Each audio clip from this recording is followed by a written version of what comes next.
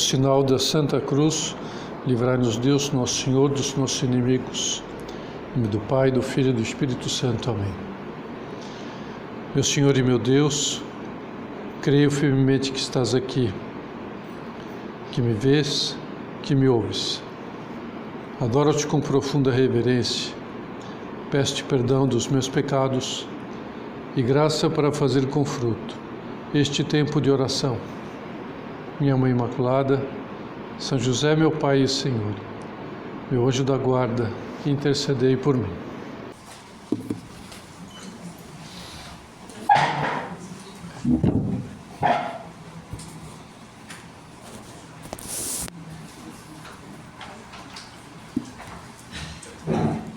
Neste tempo de advento, em que vivemos na expectativa, de comemorarmos mais um Natal, olhemos para Maria Santíssima, para essa extraordinária mulher que foi amada por Deus de um modo único e maravilhoso. Mas ela foi amada assim porque sua correspondência a esse amor foi inigualável. E por ter sido tal a sua fidelidade a Deus, ele a constituiu mediadeira de todas as graças. Todos os auxílios que Deus nos concede procedem em três fases. Na primeira fase, Deus Pai confere a graça à humanidade por intermédio de Jesus Cristo, seu Filho amado. Porque foi Ele que nos propiciou essa graça por ter cumprido a vontade de Deus e nos salvar através da sua paixão, através da sua morte na cruz, cumprindo assim, consumindo assim toda a sua vida nessa entrega à vontade do Pai. Na segunda fase, o Pai e o Filho entregam essa graça a Maria de Nazaré, por intermédio do Espírito Santo. E na terceira fase, ela é que entrega essa graça a cada um de nós. Geralmente, os maiores benefícios que uma pessoa recebe é o da sua mãe, pelo menos na tenra idade. E por isso Jesus Cristo quis que Nossa Senhora fosse nossa mãe espiritual, para nos dar o alimento espiritual necessário para o nosso crescimento, para o nosso desenvolvimento espiritual. E isso Jesus Cristo fez, foi das suas últimas heranças que Ele nos deixou, quando, estando pregado na cruz, Ele, vendo sua mãe ao pé da cruz, disse que ela deveria ser mãe espiritual de todos os discípulos amados, representados em João, que estava também lá ao pé da cruz. Então, essa sua maternidade auxiliadora, ela já tinha exercido em muitas ocasiões na sua vida. Mas duas são especialmente descritas nos Evangelhos. Um auxílio foi do tipo humano, aquele auxílio que ela concedeu a aqueles noivos que estavam casando, na sua festa de casamento, e Nossa Senhora então, percebendo que estava acabando o vinho, disse a Jesus, noticiou a Jesus que o vinho estava acabando, e aquilo então propiciou Nosso Senhor a realizar aquele grande milagre de transformar água em vinho, ajudando então materialmente aqueles noivos e todos aqueles que estavam na festa a terem um momento de alegria com vinho, a festejar aquele momento especial de bodas, daquele casal. O outro auxílio foi de qualidade espiritual. Foi quando então ela, depois de que o anjo Gabriel lhe anunciou que ela tinha sido escolhida para ser mãe de Jesus, mãe do Messias, ela disse sim, eis aqui a serva do Senhor, mas o anjo também disse que a sua prima, Isabel, que era já anciã, estava grávida de 6 meses. E ela então, solicitamente, saiu de Nazaré e foi lá para o sul, onde sua prima morava, para servi-la, né, durante aqueles 3 meses que faltava de gravidez. Mas o que mais extraordinariamente nos diz os evangelhos é que quando ela chegou e Isabel a cumprimentou, Isabel disse que o menino que estava no seu ventre saltou de alegria. Ou seja, Nossa Senhora levava Jesus já no seu ventre. Jesus santificou João Batista no ventre da sua mãe. E quem foi a intermediária? Maria. Ela levava Jesus Cristo. Então, o benefício espiritual que Jesus Cristo causou em João Batista foi por Nossa Senhora ter ido até a casa da sua mãe Isabel e ter então propiciado essa graça a São João Batista. Depois que Nosso Senhor fez de Maria Mãe Nossa, a primeira vez mais chamativa, essas 2 vezes foram anteriores a esta. Depois, quando Jesus Cristo morreu, subiu aos céus, então quando é que Nossa Senhora começou a exercer esse papel de mãe espiritual de todos os cristãos? Foi no dia de Pentecostes. Que é interessante que o relato que São Lucas nos faça daquele momento em que o Espírito Santo desceu e deu início, à manifestação da igreja, quem estava no centro? Maria Santíssima. Atitude tão lógica, tão humana, de qualquer família, seja humana, seja espiritual. Quem que está no centro? A mãe. Naquele momento, quem estava no centro, fazendo com que aqueles primeiros cristãos perseverassem na oração, na fraternidade, na doutrina dos apóstolos, na Eucaristia, Maria Santíssima, a mãe, aquela que Jesus Cristo tinha feito mãe espiritual de todos os cristãos. Depois, ao longo da história, ela exerceu e continua a exercer essa sua mediação de muitos modos. Porque essa função dela deve durar ao longo de todos os séculos. E assim aqui nós vemos em muitos momentos como Nossa Senhora atua, com essa sua intervenção espiritual materna. Por exemplo, no século XVI, o Império Otomano ameaçava conquistar a Europa e transformá-la num império muçulmano. Então foi formada a Liga Santa, liderada pelos 6 católicos e organizada pelo Papa Pio V, que tinha então como que fim e objetivo expulsar aquele ataque do Império Otomano, que vinha com uma armada muito poderosa para tomar a Europa.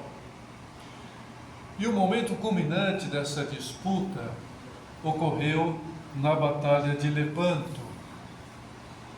Antes da contenda, o Papa pediu que toda a cristandade rezasse o terço, pedindo para o êxito da Liga Santa, pedindo a intercessão de Nossa Senhora, que intervisse para que não ocorresse aquela vitória dos muçulmanos. E a Liga Santa ganhou a batalha, e a Europa, e também a América, porque a América já estava sendo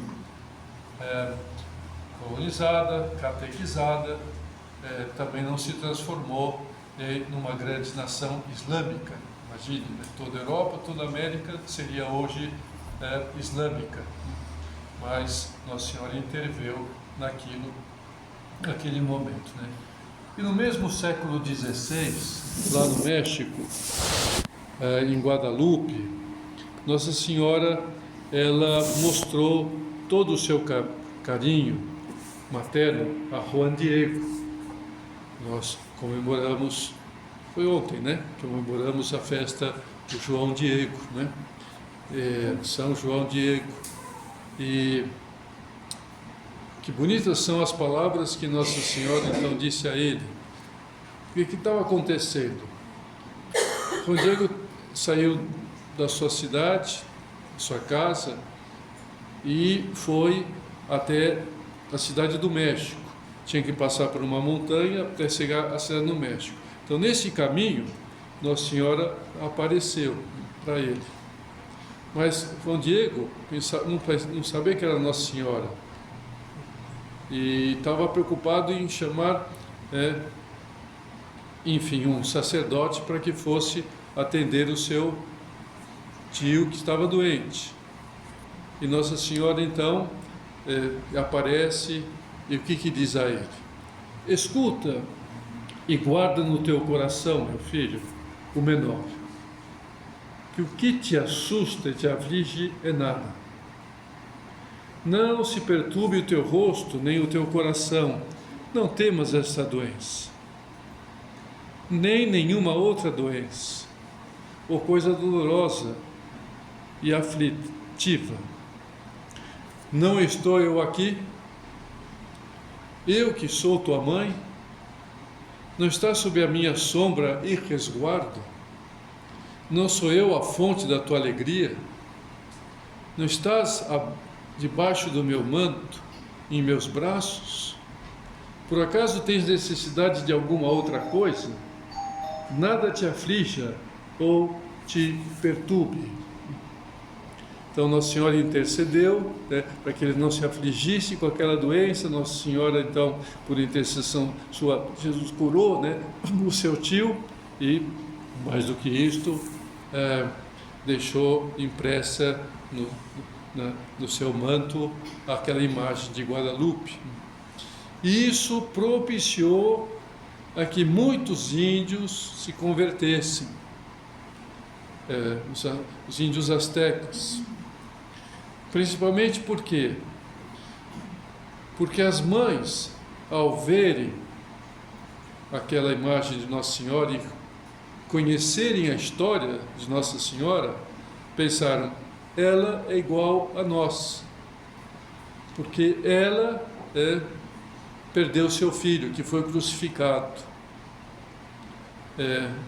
E nós também perdemos nossos filhos, que são crucificados, que são queimados para o Deus asteca. Então, elas se sentiram muito intimamente unidas a Nossa Senhora e mostrando que também, apesar daquele sofrimento, tinha um Redentor, tinha um Salvador, que era o filho daquela mulher, daquela santa que estava lá naquela figura, a Nossa Senhora de Guadalupe. Em Lourdes,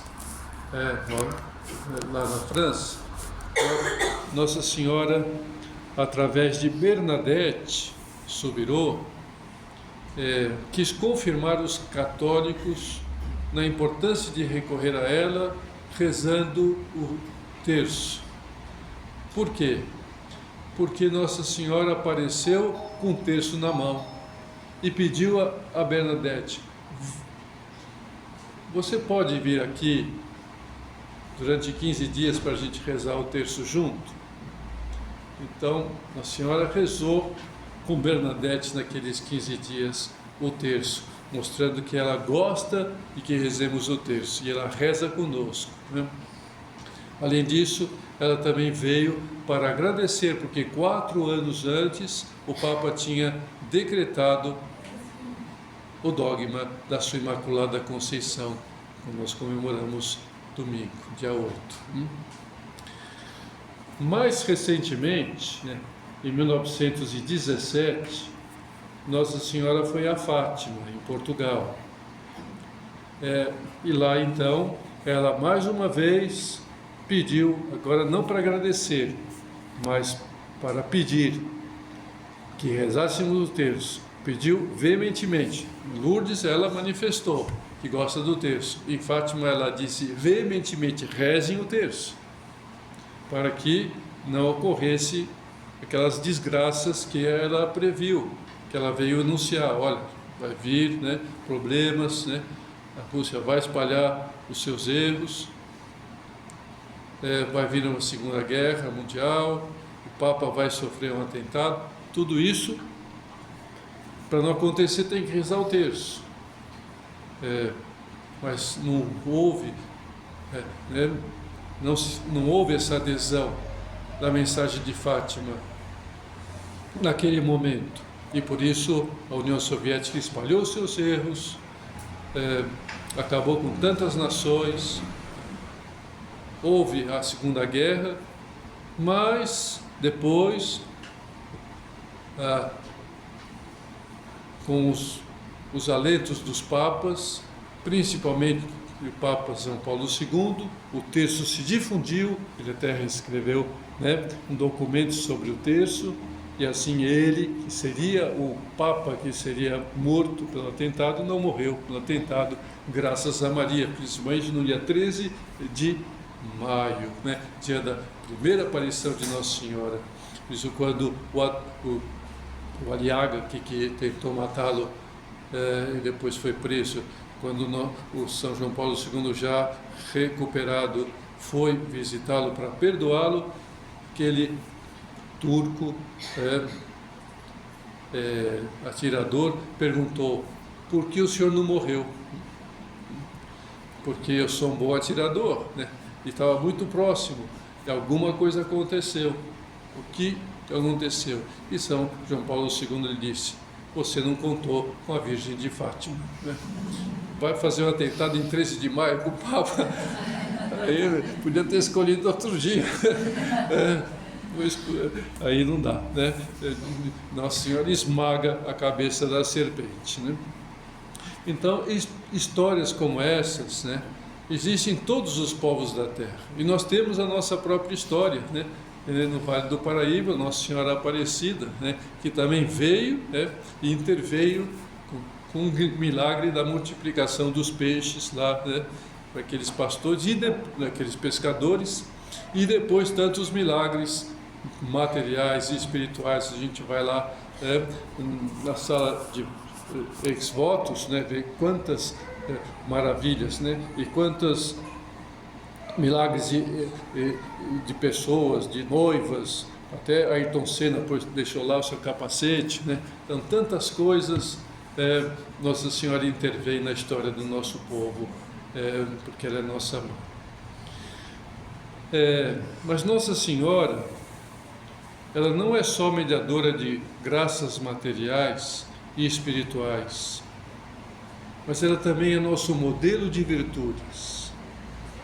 Especialmente, eu queria lembrar a vocês de 3 virtudes onde ela se destaca e que queremos olhar para ela, então, para poder também viver essas virtudes. E uma é a virtude do serviço a Deus e o serviço aos outros. Isso ela demonstrou grandiosamente em 2 ocasiões. A primeira vez foi no dia da Anunciação, quando então o anjo Gabriel lhe anunciou o chamado que Deus lhe tinha feito de ser mãe de Jesus, o Redentor. E o que ela respondeu? Não simplesmente com sim, vamos lá, tá bom. Não, ela disse: eis aqui a serva do Senhor. Faça-se em mim segundo a vossa palavra. Então ela serve a Deus, cumpre a vontade de Deus, cumpre aquilo que Deus queria dela, né? E em seguida ela demonstrou que quem serve a Deus serve aos outros também. Por isso ela foi, né, visitar Isabel, como o anjo tinha dito, assim como que, né, quase parecia uma fofoca. Olha, Isabel está grávida, sabia? Não era uma fofoca, evidentemente, quer dizer, era um fato concreto em que deixou a liberdade de Nossa Senhora, não disse, vai lá, né? Não, simplesmente anunciou, deu a notícia. Ela captou com seu coração enorme, falou: eu vou servir a minha prima durante esses 3 meses finais de gravidez, né? Ela poderia ter preocupado-se, acabou, né, de conceber no seu ventre o Verbo de Deus, né? Acabou de ser mãe de Deus, né? Poderia estar pensando, né? Vou agora pensar no meu enxoval, né? O enxovel. José precisa fazer um berço, né? Que vem aí um filho, né? E preciso mudar minha roupa, preciso ir para costureira, porque vou engordar, né? Quer dizer, engordar não, vai crescer, né? A barriga, né? Enfim, preciso mudar a vestimenta. E não, eu preocupo-me se depois. Agora eu vou servir a minha prima nesses 3 meses, né? Nas bodas, ela nos mostrou, né, essa característica da sua santidade, porque ela estava lá servindo. Por isso ela percebeu a falta de vinho. Ninguém mais percebeu, nem os que serviam, os convidados, que iam dali para cá, da despensa ao salão, mas ela percebeu, e por isso interveio com delicadeza. Eles não têm vinho, né? Ela não disse, faz alguma coisa, mas simplesmente, eles não têm vinho. E nosso Jesus então entendeu o que ela estava querendo e fez o milagre da transformação da água em vinho, né? Mas isso não foi uma atitude extraordinária de Nossa Senhora, como se fosse um fato único e concreto e pontual, mas essa atividade normal, né, ordinária dela em sua casa. Servia continuamente a Jesus, servia continuamente seu esposo José, servia continuamente aqueles que chegavam à sua casa, seus vizinhos, né? Sempre tinha alguma coisa, né? Alguém, a vizinha que aparecia no muro, olha, você tem um pouco de farinha aí? Ela dava farinha, mesmo que tivesse pouco, né? Ela sempre estava servindo, era a sua atitude habitual. Ia pegar água no poço, para então fazer o almoço. Ela era assim, né, como esposa, mãe, dona de casa e vizinha, servia sempre, né? Outra virtude que se destaca em Nossa Senhora é sua fidelidade a Deus. Reparemos que ela se comprometeu com Deus quando ela tinha por volta de 14 anos. 14 anos ela se comprometeu de ser mãe de Jesus.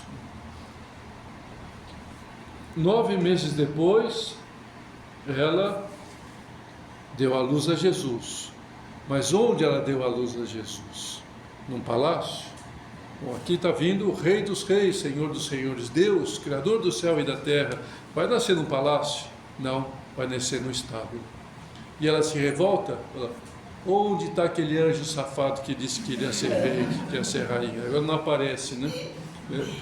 Não, essa é a vontade de Deus. Eis aqui a serva do Senhor, vou ser fiel, né? Vou continuar a ser mãe aqui mesmo, nesse momento difícil. E ter que dar luz no estábulo, não tem problema. Quer dizer, problema tem, mas eu vou superar os problemas, né?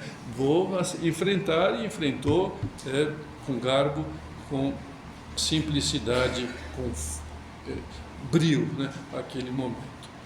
Poucos anos depois, São José acorda à noite e diz a ela, Maria, nós temos que ir para o Egito. Tá bom. Daqui quantos dias? Não, agora, vai ser agora, né? Então pega alguma coisa aí, né, rapidamente, porque Herodes quer matar o menino. A gente tem que sair logo, agora à noite. Foi isso que o anjo me disse em sonhos. E aí Nossa Senhora poderia ter dito, José, você e os seus sonhos, hein? Não, José, assim vamos fazer. O anjo te disse, eu acredito em você, te amo. Não vamos então para o Egito, um lugar distante, não sei o que vai acontecer lá, não é uma língua diferente, vamos ver se os nossos parentes que temos lá vão nos acolher, né? Em Belém não acolheu, vamos nesse Egito acolhe, né? Ou seja, Nossa Senhora muda os planos, ou seja, Deus muda os planos dela e ela aceita, e não tem problema. E depois do Egito vai para Nazaré, sempre fiel, cumprindo até o final, quando ela fica ao pé da cruz e não arreda pé, e também não diz, isso não aguento, já é demais, vou para casa, depois vocês me contem como é que foi, mas ver meu filho crucificado não dá. Não, ela fica lá até o último suspiro, ela vai, alenta Jesus Cristo, dá-lhe força para que ele enfrente aquilo, porque sabe que era necessário para aquilo que ela veio, mas ela dói, né? Uma espada transpassa o seu coração, mas ela não foge, ela não se acovarda. Por isso ela é a bem-aventurada entre todas as criaturas, a mais bem-aventurada entre todas as criaturas de Deus, né? E finalmente, Nossa Senhora nos ensina a ser almas de oração, servir, ser fiéis e orar. 3 atitudes da santidade de Nossa Senhora. E os evangelhos também nos dizem que em 2 ocasiões ela guardava no seu coração os acontecimentos. Uma vez, as 2 vezes São Lucas quem nos relata, porque provavelmente São Lucas recebeu tudo isso da própria Nossa Senhora, porque só ela poderia ter dito isso, evidentemente, né? Então o Senhor deve ter dito a ele que guardava. Em que momento? Uma, quando os pastores foram visitar Jesus, depois do anúncio do anjo para eles, eles foram até o estábulo, até Belém, contaram tudo que os anjos disseram, e o que Lucas diz? Capítulo 2, versículo 19, Maria guardava todas essas coisas no coração, então, meditava no seu coração, via que maravilhas faz o Senhor. Olha só, né? Realmente o anjo não era safado, ele disse realmente as coisas verdadeiras. Imagina, vem os pastores e que dizem que ele é o Salvador, isso que ele é rei dos corações, né? Isso que importa. E aqui está, que coisa linda, né? E assim ela guarda. E um pouco adiante, São Lucas também, no mesmo capítulo 2, versículo 51, também fala essas mesmas palavras, quando Nosso Senhor, então, aos 12 anos, fica lá no templo, eles perdem Jesus, vão à procura, quando encontram, Nossa Senhora, como toda mãe, é lógico, né, fala, meu filho, o que você fez? Estamos preocupados, eu e teu pai, né, estão te buscando, o que você fez? E Nosso Senhor lhe diz, vocês não sabiam que eu tinha que cuidar primordialmente das coisas que diz respeito ao meu pai? Então já revelando, né, antes Nosso Senhor, eu sabia, era o Filho de Deus, mas não tinha se revelado assim tão claramente, falar de pai, né? Primeira revelação de pai, quem é pai? É José? Não, guarda no teu coração, guardava no teu coração, vai ter, realmente, ele é Deus, realmente, seu pai é Deus, né? Nós, como José, somos aqui provisórios, somos aqui instrumentos de Deus Pai, para sermos pais, mães de Jesus, né? E em Pentecostes, ela estava para entrar no centro, como a gente recordou, né? E o que aqueles primeiros cristãos faziam? Entre outras coisas, perseveravam em oração, junto com Maria. Diz, mais uma vez São Lucas, né? Mais uma vez São Lucas. Perseveravam em oração junto a Maria, que estava no centro daquela assembleia que rezava. De maneira que tenhamos, né, Nossa Senhora como nossa grande intercessora diante de Deus, que ela nos obtenha essas graças que nós necessitamos para aquilo que seja material e espiritual precisamos, cada um precisa das suas graças. Então, pede a Nossa Senhora, reza o terço, implora a ela e ela atenderá no momento oportuno, né? E também vamos nos esforçar por imitá-la, especialmente no seu espírito de serviço a Deus e aos demais, principalmente na família, na igreja, na sua fidelidade a Deus e na sua vida de oração.